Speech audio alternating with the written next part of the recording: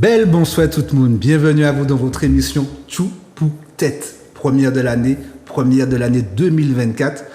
La santé, je vous souhaite la santé, d'honorer votre corps, également d'honorer votre environnement, tout ce qu'on fait depuis ces derniers temps. On a commencé la trilogie sur l'agriculture, on a commencé avec monsieur Jonathan Luriagara, on a poursuivi avec monsieur Guinel Olo, et là on continue avec notre invité que je vais annoncer dans un petit instant. Saïdi Aïlouich. Bonsoir aux téléspectatrices, téléspectateurs. Et puis bienvenue dans cette nouvelle année grégorienne qui commence du coup maintenant avec notre équipe et avec notre motivation. Donc bon courage à tous et puis des vœux de solidifier en tout cas, solidariser et solidifier notre communauté. Moi c'est tout ce que j'ai envie de nous souhaiter. À Kwanzaa, ça se passe bien? C'est pas encore terminé? Si, c'était le 2, donc c'est bon. C'était jusqu'au 2? Oui, jusqu'au 2. Donc, ben, sinon, j'espère que vous avez bien fêté. On commence l'année, comme tu disais.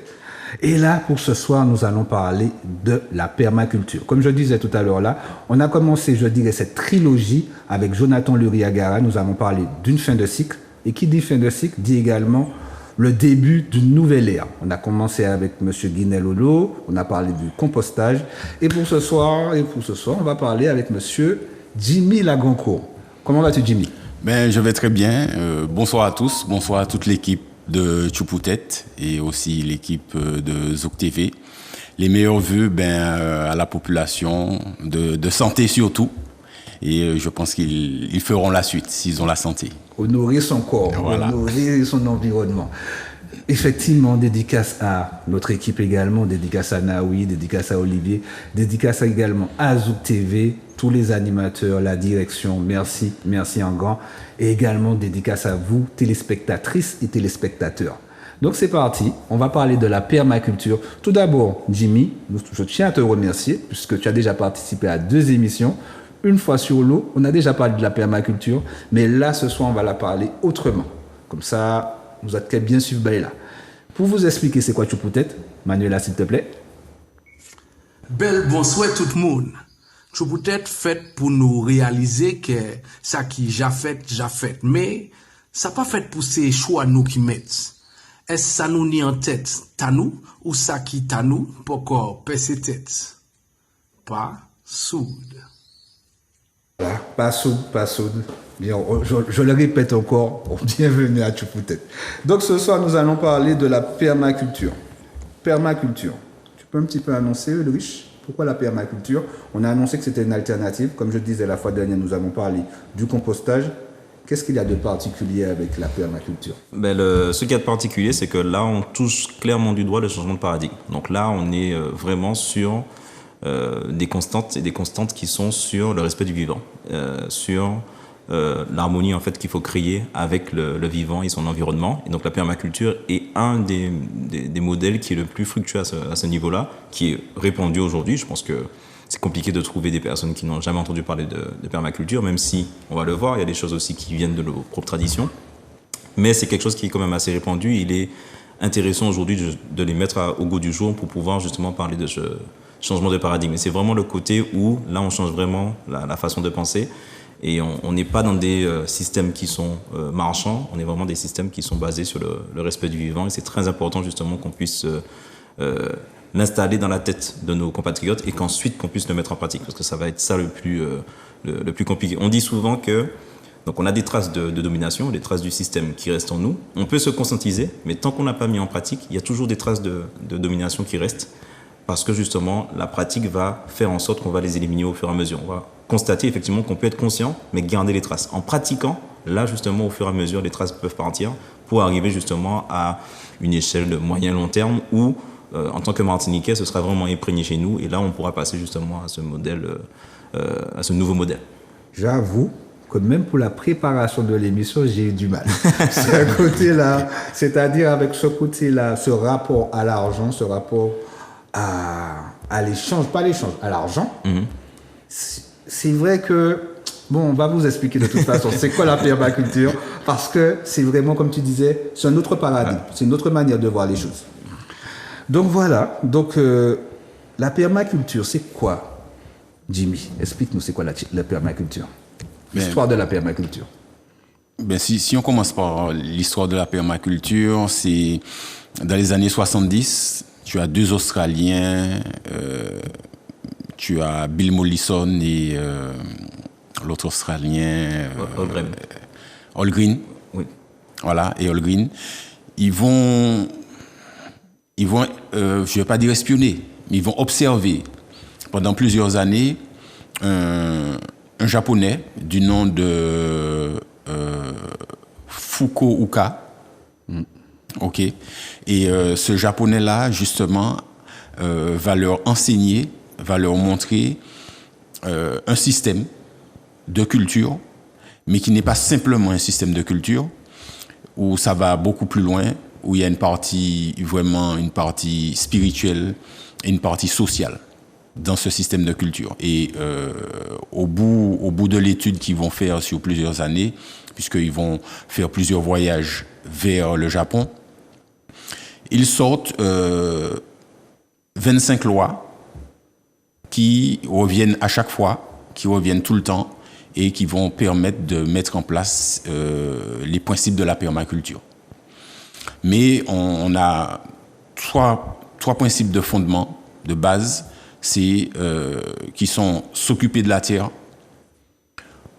s'occuper de l'homme et partager. Mais le partage sur tous les points. Tu dois partager tes récoltes, ta connaissance. Tu dois partager tout ce qui est information aussi. Ou pas qu'à garder rien. Voilà.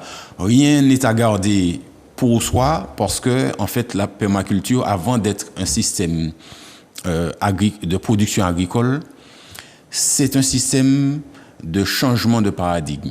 Comme l'a fait remarquer Ulrich, c'est un système de changement de mentalité. Et à partir et pour aider à te faire changer de mentalité, la permaculture va utiliser la nature comme prétexte, en fait. Comme prétexte. Oui, comme prétexte, parce que tu peux avoir des actions permaculturelles ou un comportement permaculturel dans le milieu urbain, même dans ton bureau.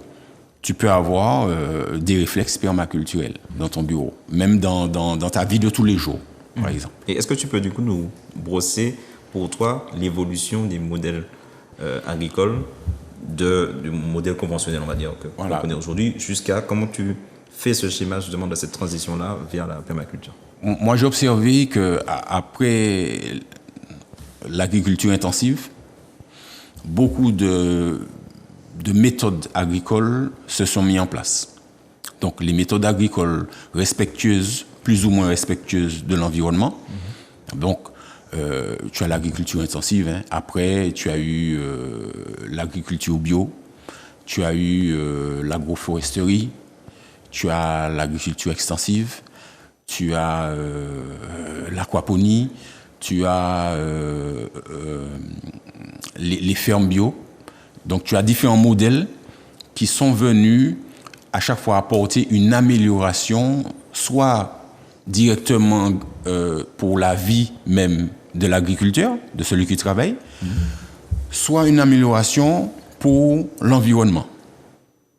OK? Mais il ne faut pas oublier que ce sont tous des systèmes de production. Donc, un système de production, il faut produire. Et quand on produit, c'est pour vendre. Voilà. Donc, ça reste quand même des systèmes, même s'ils sont respectueux dans l'environnement, mais il faut penser que l'homme est aussi un élément de l'environnement. Donc, un système qui est respectueux de l'environnement et qui n'est pas respectueux de l'homme, il y a un souci. Et c'est pour ça qu'en permaculture, on te dit que si tu mets un système en place et que le système te demande plus d'énergie qu'il ne te procure, c'est que tu deviens l'esclave du système que tu es en train de mettre en place. Et donc, on a énormément de nouveaux systèmes qui, étant donné qu'ils sont attachés à la production, qu'il faut produire pour faire de l'argent, restent quand même des systèmes qui sont pénibles pour l'humain, pour la nature. Et quand on parle de la nature, on oublie de se mettre dans la biodiversité.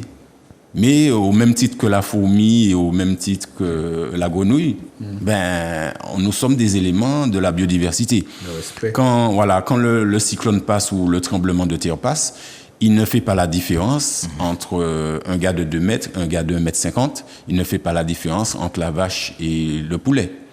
Ok, donc, nous sommes aussi un élément de la biodiversité et la permaculture nous oblige justement à nous biocentrer. Parce qu'à partir, tant qu'on produit pour vendre, on est anthropocentré. Parce que je produis pour vendre, pour me faire de l'argent, pour subvenir à mes besoins. Ok, donc je pense à moi finalement. Quand l'agriculteur a labouré ses 1000 hectares, finalement, à la fin du mois, il revient à lui-même. Face à son salaire, face à ce qu'il a gagné, il revient à lui. Alors que quand le permaculteur a mis en place une architecture d'écosystème, il ne peut pas totalement revenir à lui parce que ce qu'il met en place est beaucoup plus grand que lui. En tant que permaculteur, quand tu mets en place l'architecture d'un écosystème, tu ne la mets pas en place sur 5 ans, sur 6 ans, mais tu la mets en place pour plus d'une 50aine d'années. D'où la permaculture veut dire culture de la permanence. Exact. Donc c'est dans une longévité, vraiment dans un projet. Voilà. La permanence dans les résultats qu'on veut avoir. Parce que si tu mets en place un système, c'est pour qu'il soit fructueux.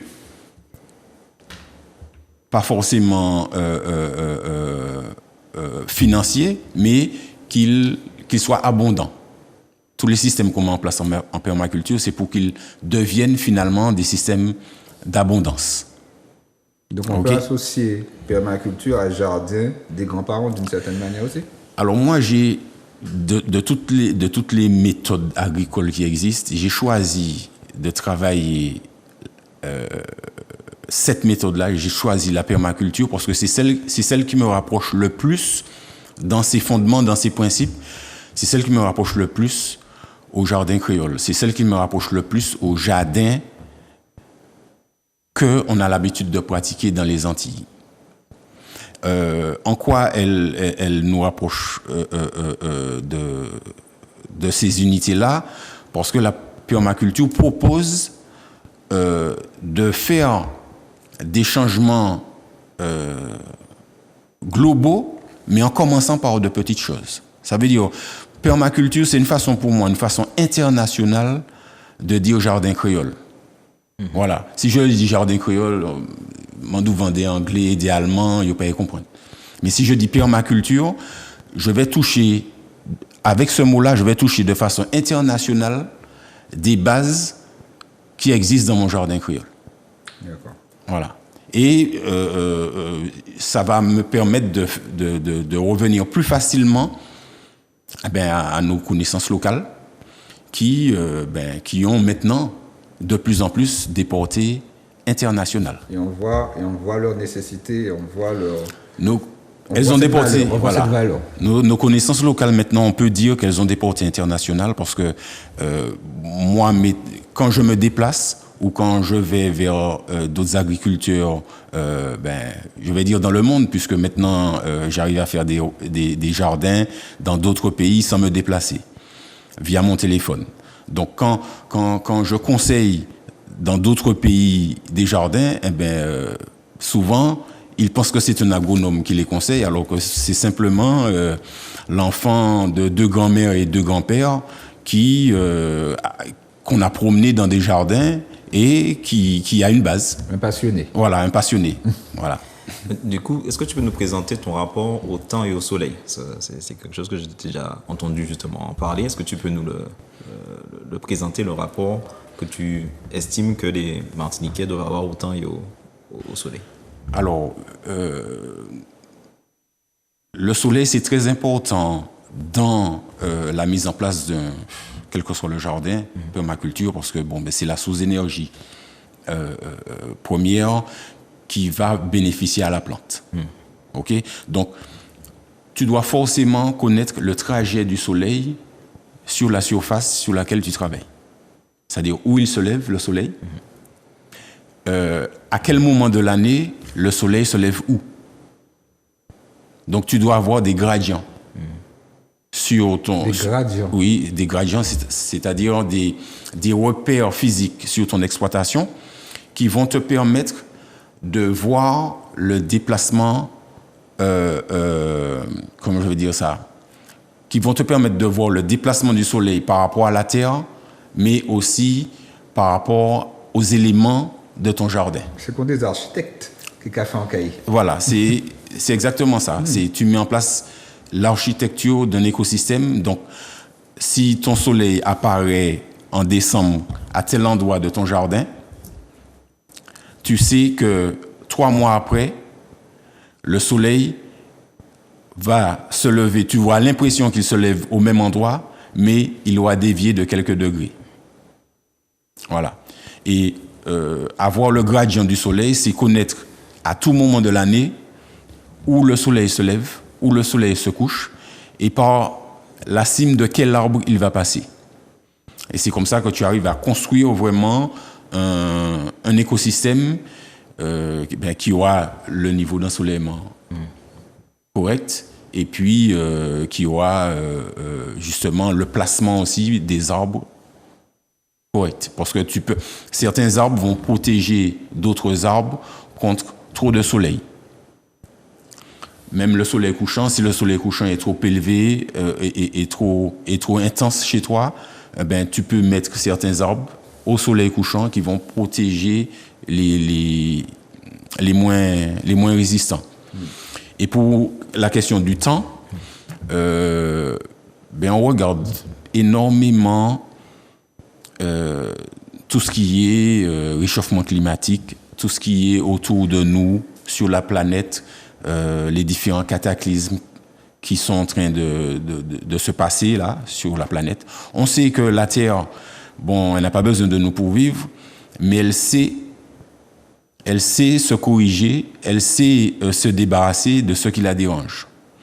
Donc, si on réchauffe trop le globe, vous savez que le globe saura se refroidir. Il n'aura pas besoin de nous pour se refroidir. OK? Et donc, si on pollue trop, s'il y a trop d'émanation carbone, le globe saura quoi faire pour mettre toutes ces choses à plat, pour remettre de l'équilibre. Même si nos vies d'hommes doivent y passer. Voilà. On parle des modèles agricoles, mais on peut dire aussi que la monoculture, ça a créé aussi un appauvrissement au niveau des sols. Ah oui, tout ce et qui que est... la permaculture, c'est vraiment un respect parce que lors de la préparation, j'ai pu constater aussi qu'il n'y a pas, on ne laboure pas la terre pour pouvoir faire la permaculture. Non. Alors, justement, étant donné que la monoculture et les autres types de cultures assez intenses ont lessivé le sol. Parce qu'une monoculture, tu demandes à une plante de grandir toujours dans le même sol en prenant toujours les mêmes minéraux. Puisque c'est monoculture. Donc, si c'est de la tomate consomme énormément de potassium, énormément de calcium, elle va toujours prendre la même quantité. Si tu ne fais pas de rotation, ou si tu ne la mélanges pas avec une autre plante qui va pouvoir fixer ce que la tomate demande, ou qui va pouvoir apporter ce que la tomate demande, tu vas lessiver ton sol en termes de quantité de nutriments extraits dans le sol. Et si à aucun moment tu ne viens remettre ces nutriments-là, tu ne viens recharger ces nutriments-là, recharger ton sol en nutriments, ton sol il va s'appauvrir d'année en année. Donc c'est ce qu'on voit sur tous les sols de la terre entière où il y a eu de la monoculture. Et pour régler ce problème-là, l'homme a trouvé les engrais chimiques. Voilà. C'est-à-dire que une fois que la terre a un manquement par rapport au résultat qu'on veut, parce que les engrais ne sont pas faits pour la terre. Les engrais sont faits pour la production, pour l'aliment. La terre, elle ne sait pas faire avec les engrais. Et même on lui en donne trop. OK. Et parce que la plante, elle ne va pas prendre plus de minéraux qu'il lui en faut. La plante, c'est un être vivant qui est logique. C'est pas comme l'homme qui va amasser plus d'argent qu'il ne peut en dépenser.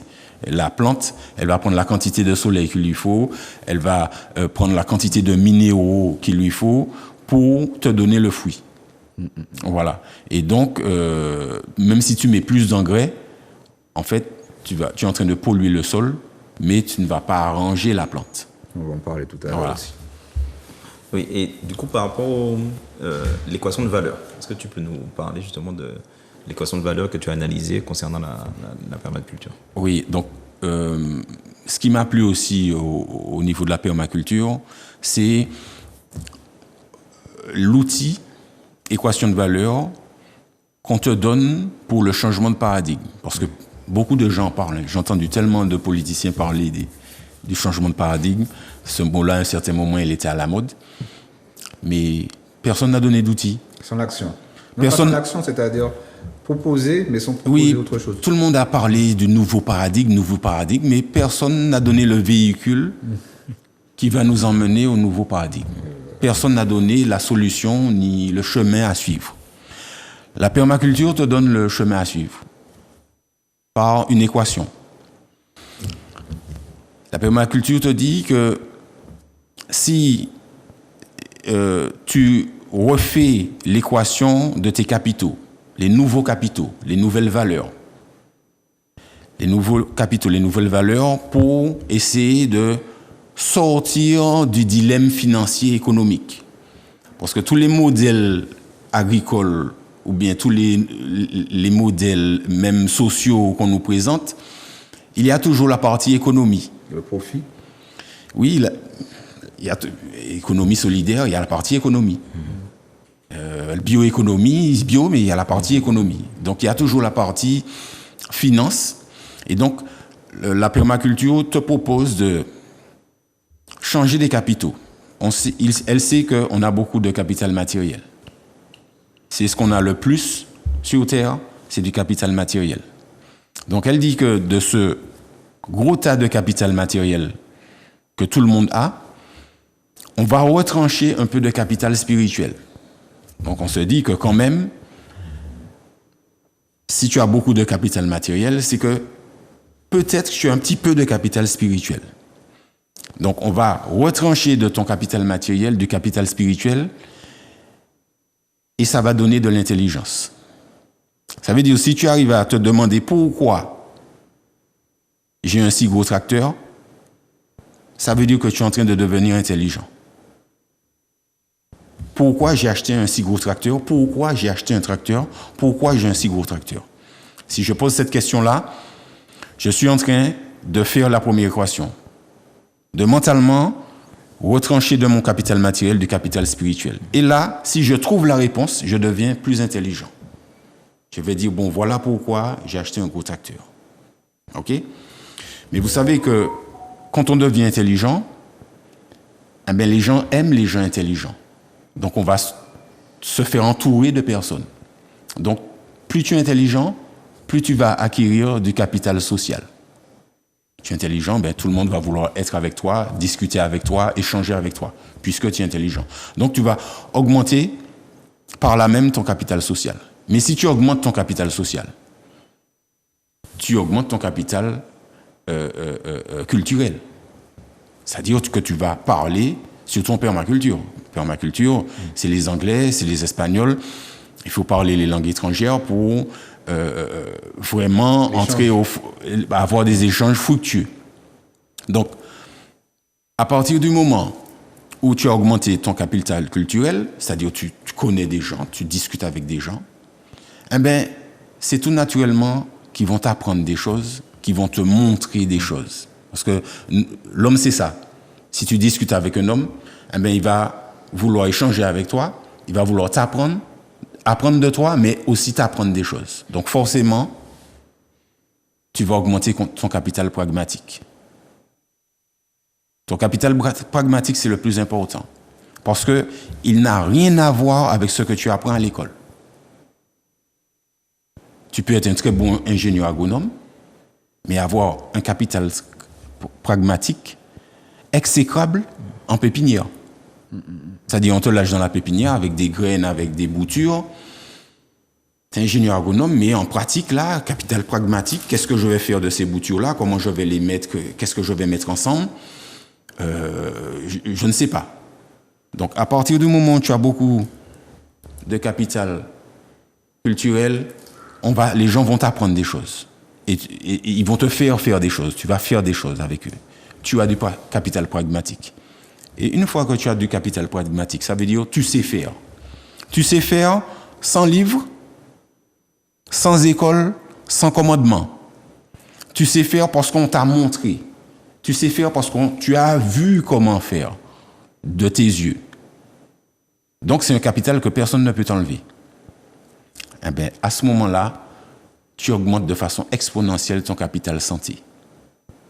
Parce que le jour où tu sais faire une tomate, quelles que soient les conditions climatiques, quel que soit l'ensoleillement, quel que soit le lieu où tu te trouves, quel que soit le sol où tu te retrouves, eh bien, cette tomate-là, ok, personne ne pourra t'enlever la pratique de savoir faire ce fruit-là. Et donc, tu pourras mourir avec cette pratique-là ou la passer à quelqu'un d'autre. C'est ce que tu disais au début, à Voilà. savoir ne rien garder pour soi, transmettre la transmission. Voilà.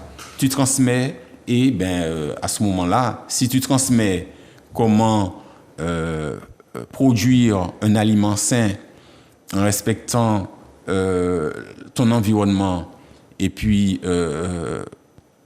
pas parce que tu as vu ça dans les livres, mais parce que tu as tellement partagé avec des gens que tu es arrivé à avoir ce résultat-là. C'est pas comme si tu suivais des cours pour être agronome. Tu as appris sur le terrain.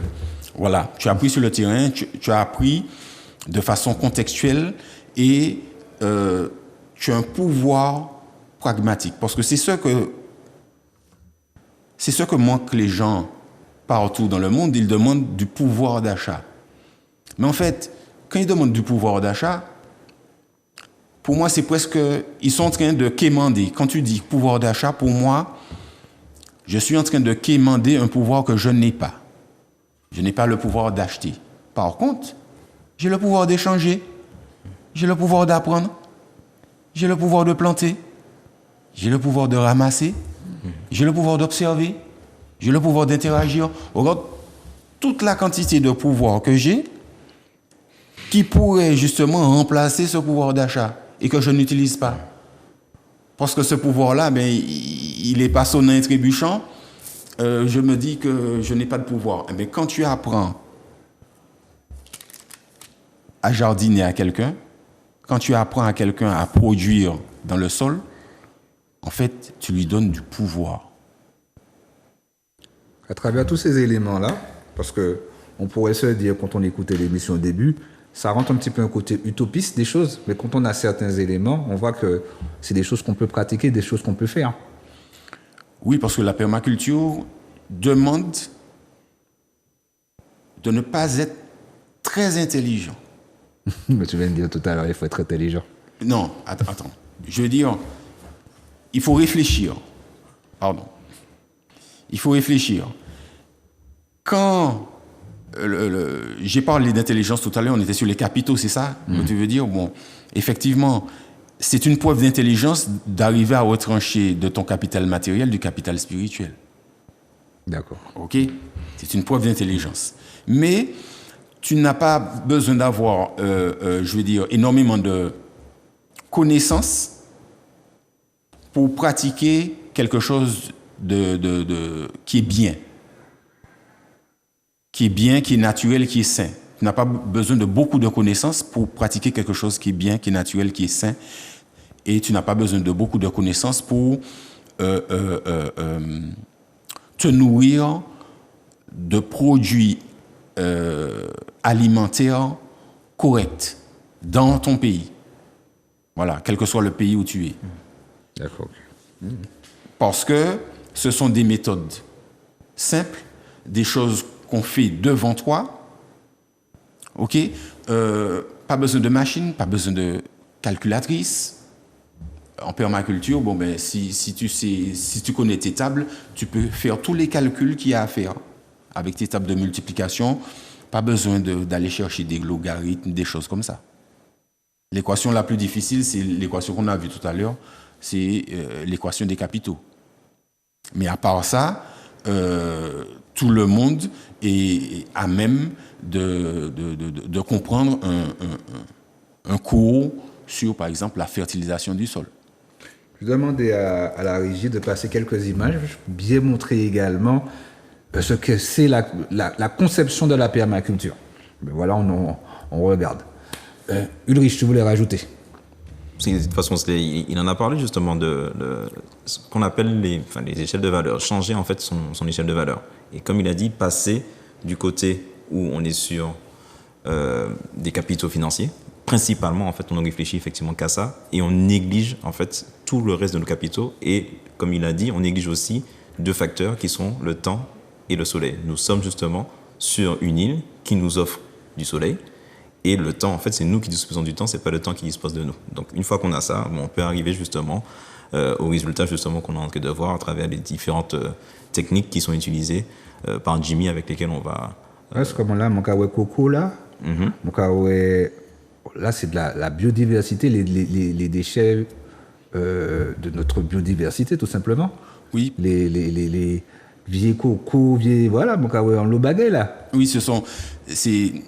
la permaculture nous permet aussi, première chose, de gérer la biomasse, de gérer nos déchets biomasse, qui au lieu de rester des déchets biomasse, deviennent des intrants, deviennent des éléments essentiels de la culture du sol. Parce qu'en permaculture, on ne retourne pas le sol, parce que nous pas qu'à labourer. Voilà, nous pas à labourer parce que nous qu'est passé en fertilisation par bioturbation. Une fertilisation par bioturbation, ça veut dire que le sol lui-même s'auto-fertilise en faisant circuler les micro-organismes.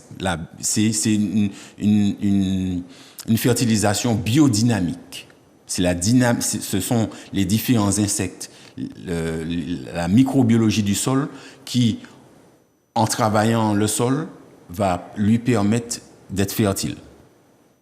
Comme on disait, avec tous fourmis, voilà, vers de terre. Ça, c'est fertilisation par bioturbation. Et la fertilisation, quand on retourne le sol, c'est du biochimique. Parce que sur la surface du sol, tu as déjà un certain nombre de micro-organismes qui vivent.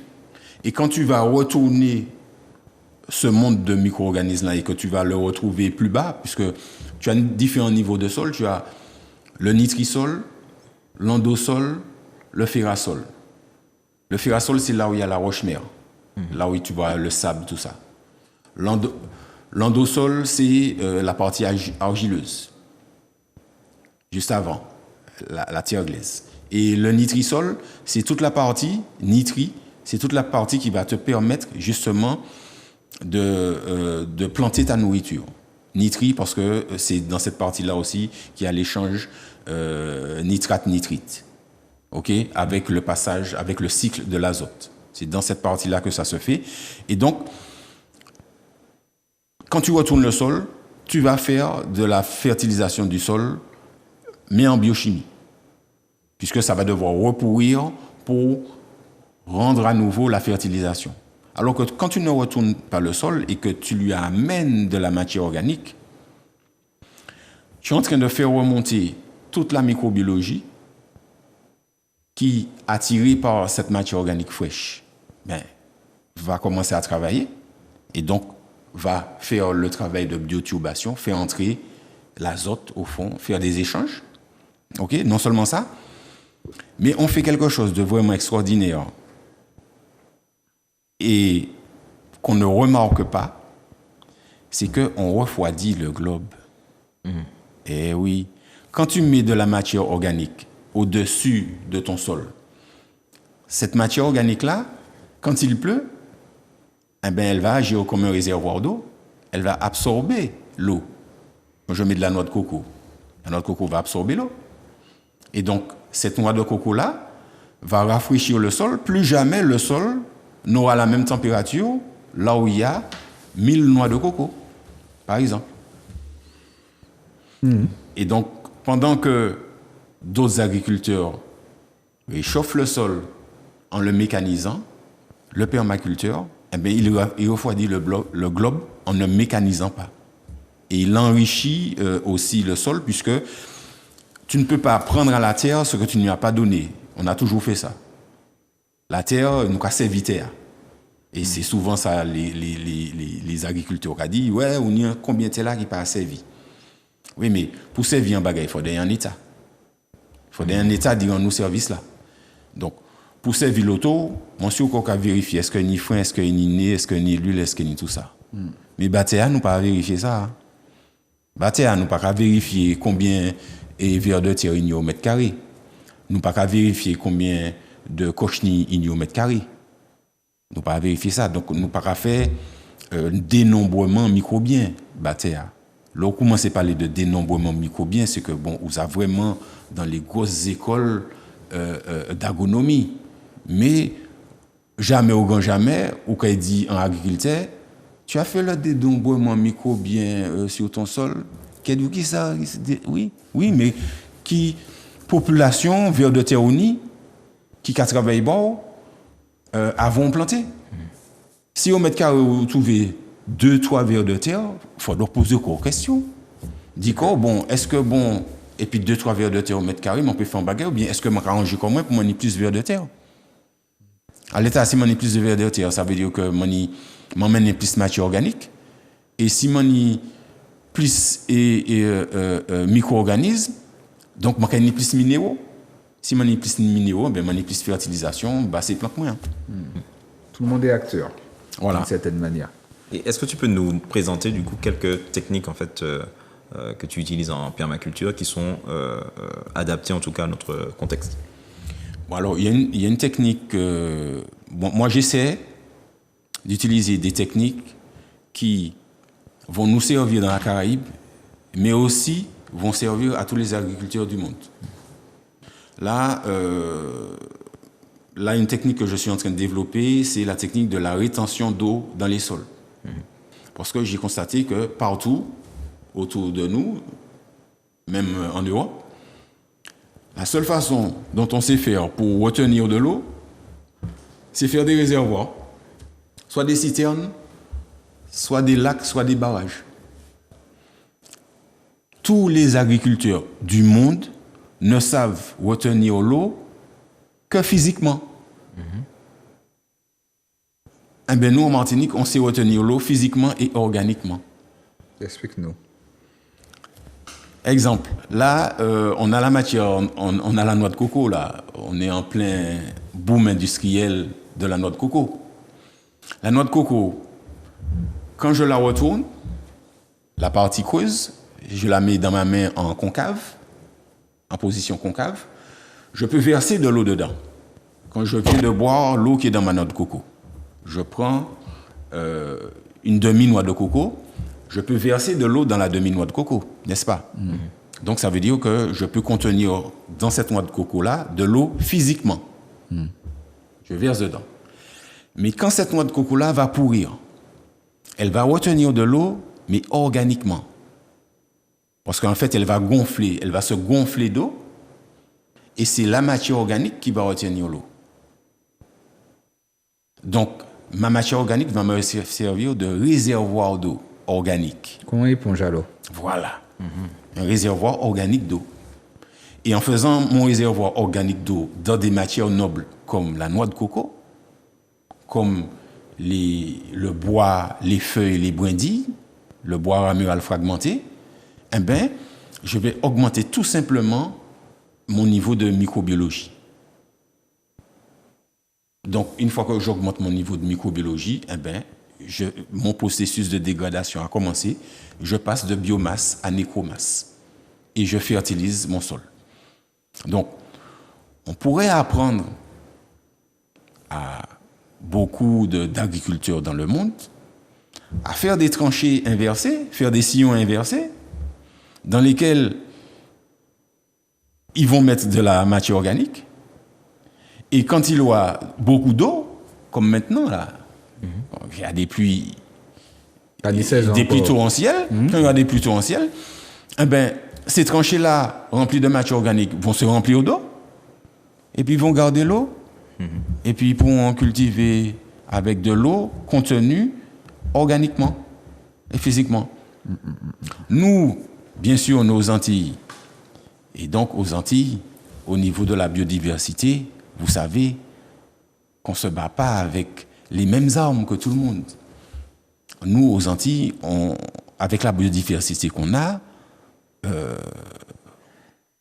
je veux dire, on a tout ce qu'il faut pour manger mieux que tout le globe. Parce que on est sur une île, c'est petit, on n'a pas à faire beaucoup d'intensifs si on ne cherche pas l'argent, donc on peut faire du qualitatif, on peut faire de la santé. Une île, normalement, ce n'est pas pour faire du quantitatif, c'est pour faire du qualitatif, c'est pour faire de la santé. Sur une île, on ne peut développer que du qualitatif pour de la santé. À partir du moment où tu fais de la quantité, tu n'es pas dans le contexte. Voilà. Belle parole, ça. Qualitatif, oui, effectivement. Mais, alors, du coup, tu as donné beaucoup d'éléments sur la permaculture. Comment sont formés les Martiniquais à la permaculture? C'est quoi le parcours de quelqu'un qui veut se lancer dans la permaculture? Alors, des formations de permaculture en Martinique, j'ai eu du mal à en trouver. Donc, je me suis formé dans la Caraïbe. Bon, j'ai refusé de me former sur l'Europe parce que j'aurais eu du mal avec les équivalences des végétaux. Je m'explique. Beaucoup de personnes apprennent en Martinique ou en Guadeloupe apprennent la permaculture en ligne. Et donc on se retrouve ici avec des œillets d'Inde. On se retrouve ici avec des races de plantes en France qu'on utilise en permaculture en France. On se retrouve à les planter en Martinique. Alors qu'en Martinique, on a l'équivalent en plantes tropicales. Avec nos spécificités, tu veux dire? Non seulement l'équivalent en plantes tropicales, mais la plante tropicale est dans le contexte dans lequel on va l'utiliser. En France, on va utiliser une plante pour un principe actif. Voilà, le principe actif de cette plante-là, ok, il va jouer le répulsif. D'accord? Mais aux Antilles, une plante en Martinique n'a pas qu'un seul principe actif. En Martinique, aux Antilles, une plante, c'est un totum. Ça veut dire une suite de principes actifs avec des dosages différents. Une plante en Martinique, en Guadeloupe, aux Antilles, guérit plusieurs choses. Donc, une plante a plusieurs principes actifs. Donc, on appelle ça un totum. Un totum. Voilà, quand tu as plusieurs principes actifs qui peuvent agir. Et c'est pour ça que connaître les plantes, connaître le mariage des plantes entre elles, là, par exemple, on est en train de faire des mariages. Je suis en train de planter 2 plantes en même temps, 2 graines en même temps, 3 graines en même temps, mais des plantes différentes. Voilà, je fais des trilogies de plantes, je fais des doublons, je plante 2 thés en même temps, par exemple, brisé, et puis là on a essayé le brisé, et puis le framboisin, 2 plantes en même temps, voilà, 2 systèmes racinaires en même temps. Là en ce moment on essaie un tuteur naturel pour la tomate, c'est le maggot. Donc un endroit où tu as des pieds de maggotte, au lieu de tous les couper, tu les tailles et au pied de chaque pied de maggotte, tu mets une tomate. Surtout que maintenant, la tomate, là, c'est l'une des cultures les plus sensibles. On dit que, ouais, ils ne savent pas si c'est les graines, si c'est le temps, si c'est quoi. Donc, nous aussi, la permaculture, ça te sert aussi de labo parce que tu es obligé d'être créatif et de trouver des solutions par rapport à ton contexte. Donc, c'est évolutif, tu bouges tout le temps. Et du coup, quel pays de la Caraïbe que tu trouves en tout cas qui sont intéressants pour pouvoir se faire former? Les pays de la Caraïbe intéressants, tu as Barbade, tu as Trinidad, tu as Sainte-Lucie. D'accord. Après, tu as des modèles permaculturels, mais qui ne sont pas cités en tant que tels. Ok. Après, tu peux aller à la Dominique, tu peux aller dans d'autres îles, voir d'autres modèles agriculturels qui ont des consonances, des bases, ou qui utilisent des méthodes de la permaculture. C'est bien aussi à visiter. Ok, mais là où tu as vraiment, comment te dire ça? Là où tu as vraiment un groupe de gens qui pratiquent et qui sont financés par ça. Moi, j'ai été étonné de voir que l'Europe finance des plans de permaculture à Trinidad et à Barbade. L'Europe finance des plans de permaculture sur plusieurs hectares à Trinidad, par exemple. J'essaie de retrouver leur attachement, mais c'est pour dire qu'il y a un potentiel. Trinidad et la reine d'Angleterre, Commonwealth, voilà. Mais ils ont suivi le modèle parce que sur Trinidad, il y a des gens qui ont fait de ça leur gagne-pain, leur métier, qui ont fait de ça leur raison de vivre. Tu vois qu'il y a une envie de passer à autre chose en échangeant avec tes collègues de la Caraïbe, d'arrêter on parlait de fin de cycle, cette fin de cycle pour passer à plus sain, plus respectueux de la nature. Alors, quand j'ai fait ma formation à Barbade, on était 35 avec plus de 18 nationalités différentes. Et chacune de ces 18 nationalités était venue chercher à Trinidad justement des solutions pour le changement de paradigme. Ok? Par exemple, sur les États-Unis, on a une dame qui travaille dans un quartier de New York. Et cette dame-là, son truc, c'était de faire des jardins inopinés. Elle venait avec ses bottes de paille, avec son groupe de personnes, et quand tu tournes le dos, il y a un jardin. Voilà. Des jardins insectistes, des jardins inopinés. Et elle est venue à Barbade trouver des façons de faire démarrer ces plantes plus facilement sur des substrats plus faciles à mettre en place, puisque souvent dans les milieux en cité, tu as beaucoup de béton. Et la permaculture te permet aussi de cultiver même quand il n'y a pas de sol. Par rapport à... Puisqu'on a parlé un petit peu de la formation, on va parler un petit peu au niveau de la dépollution de nos terres. Une grosse problématique en Martinique, dans la Caraïbe également, puisqu'on a constaté que dans la Caraïbe aussi, il y avait des pesticides. En plus, il y a le prolongement avec le glyphosate pour 5 ans. Tu me parlais, je crois qu'il y a aussi, il semblerait, un autre pesticide aussi qui a été prolongé par rapport aux abeilles, il me semble. Oui, c'est un des pesticides qu'on prend pour traiter la betterave. Et c'est un endocrinien pour les abeilles. Donc, est-ce que la permaculture peut avoir une utilité par rapport à la dépollution des terres? Alors, moi, j'ai des sols, du moins. Voilà, des terres et des sols. Moi, j'ai envie de dire, la permaculture, c'est la solution pour les terrains pollués. C'est la solution. Pourquoi? Parce que tout simplement, la permaculture reprend les, je vais dire, les investigations de nos chercheurs du BRGM qui ont écrit le procédé d'Aramond. Les chercheurs du BRGM ont écrit un document qui s'appelle le procédé d'Aramond à partir du moment où on a fait la découverte des sols pollués par la chlordécone en Martinique. Et donc, le procédé d'Aramond, ils ont travaillé dessus. En Amérique du Sud aussi, les gars, ils ont travaillé sur ce même procédé. Et ils disent tous que pour diminuer le taux de pesticides, le taux de chlordécone dans les sols, il faut augmenter considérablement le taux de matière organique. Et cette matière organique, justement, comme elle garde l'eau, elle va faire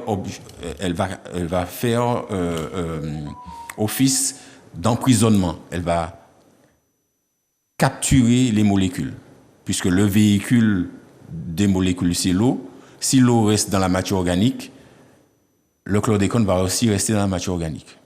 Et donc, par extension, la permaculture, étant donné qu'elle ne retourne pas le sol, donc elle ne va pas changer la logique hydraulique du sol, c'est-à-dire l'eau va toujours passer au même endroit. Quand tu passes le tracteur, si tu fais des sillons, tu vas changer la logique hydraulique du sol. Donc si tu changes la logique hydraulique du sol, tu vas changer l'écoulement de tes pesticides. Et si tu changes l'écoulement de tes pesticides en surface, tu vas changer aussi l'écoulement de tes pesticides sous terre. Puisque le sol, il est poreux, il est filtrant selon là où tu te trouves. Donc plus tu vas bouger le haut du sol, plus tu vas nous mettre un système hydraulique de surface qui va répandre la matière polluée. Ne faisons pas ça. En permaculture, on cherche le chemin de l'eau sur ton sol et c'est le long du chemin de l'eau qu'on fait le jardin. Le jardin existe déjà. Sur ta parcelle, le jardin existe déjà, mais c'est l'eau qui va te donner le sens du jardin. Quand tu es arrivé, tu crées un jardin, tu fais des lignes carrées, rectangles, triangles, tu n'es pas en permaculture. Puisque tu changes le système hydraulique. Après, tu vas dire qu'il n'y a pas d'eau dans cette partie-là du jardin, il y a de l'eau dans cette partie-là du jardin. Alors qu'en permaculture, tu emmènes de la matière, tu diminues le taux de chlordécone. Tu ne touches pas au système hydraulique de surface, tu sais là où va passer l'eau pour aller à la rivière.